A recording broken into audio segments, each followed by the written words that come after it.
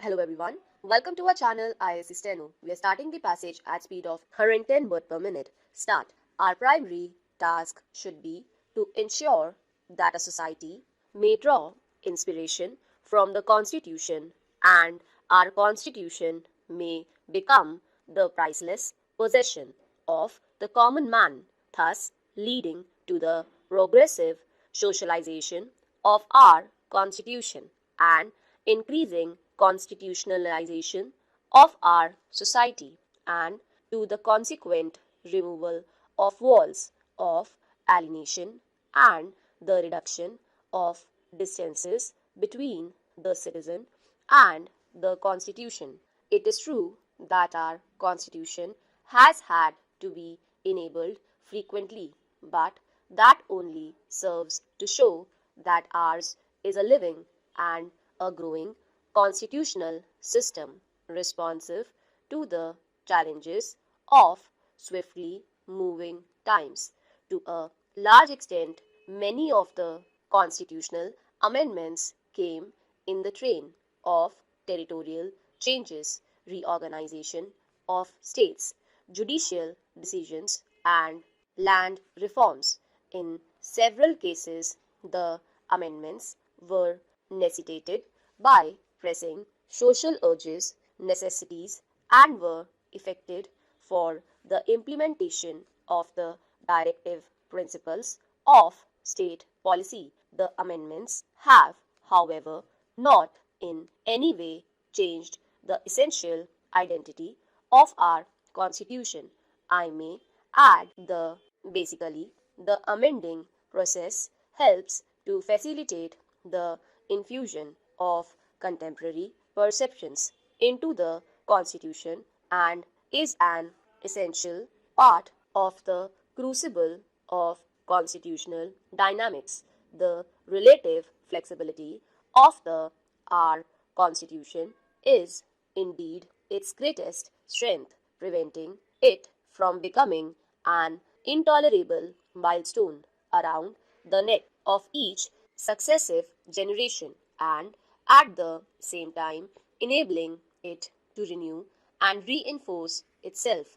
We have established a secular state as an enlightened and authentic expression of our traditions of tolerance and as an embodiment of the composite culture of India. The Constitution decrees that the state should honor all religions without preferring or promoting one at the cost of another and at the educational, linguistic, and cultural rights of all sections of the people, thus protecting our pluralism and fostering unity in diversity and autonomy within integration.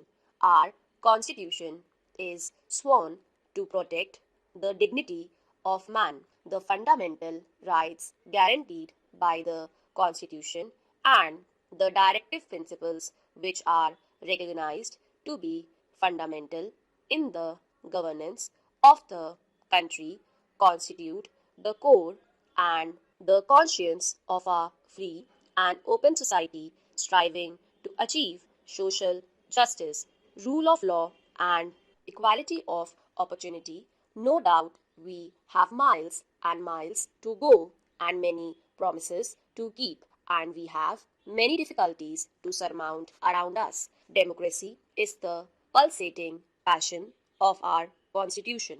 It is in the name of the people that the Constitution was made and proclaimed, and it is the people it seeks to enthrone in the sovereign seat of power. When Pandit Jawaharlal Nehru spoke of India's triest with destiny and our unending quest and incessant striving through trackless centuries, he thought of the people of India marching onwards and from one milestone to another. The people and their welfare is what the Constitution is committed to. It is in the service of these teeming millions that the Constitution makes its covenants. The father of the nation gave us a talisman and asked us to recall the face of the poorest and the weakest man in any movement of doubt or difficulty. Referring to Bapu and his message, Pandit Jawaharlal Nehru has said on the eve of our independence, in words which have the same resonance and relevance today.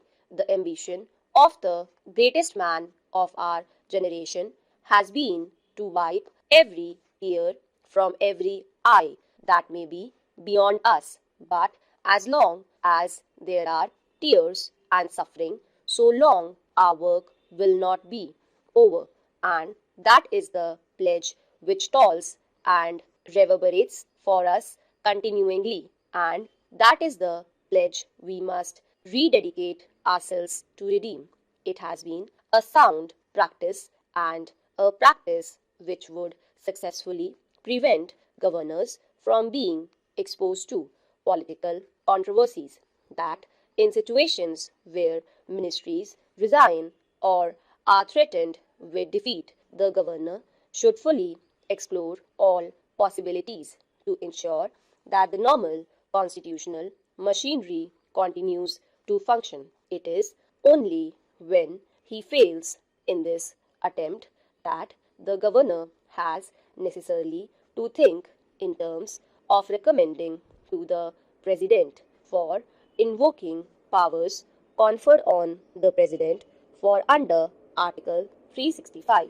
There has been a general consensus that whenever a governor has to make any such recommendation to the governor should do so in exercise of his own impartial, objective and independent judgment. You are all aware that during the last several years it has been the practice to lay before Parliament the reports of the governors to the President, setting out the reasons weighed with them in recommending action under Article 356. Consequently, the reports have been the subject of critical scrutiny, not only in Parliament but also by the general public. And in a democracy such as ours, it is right that there should not be any suspicion about the governor's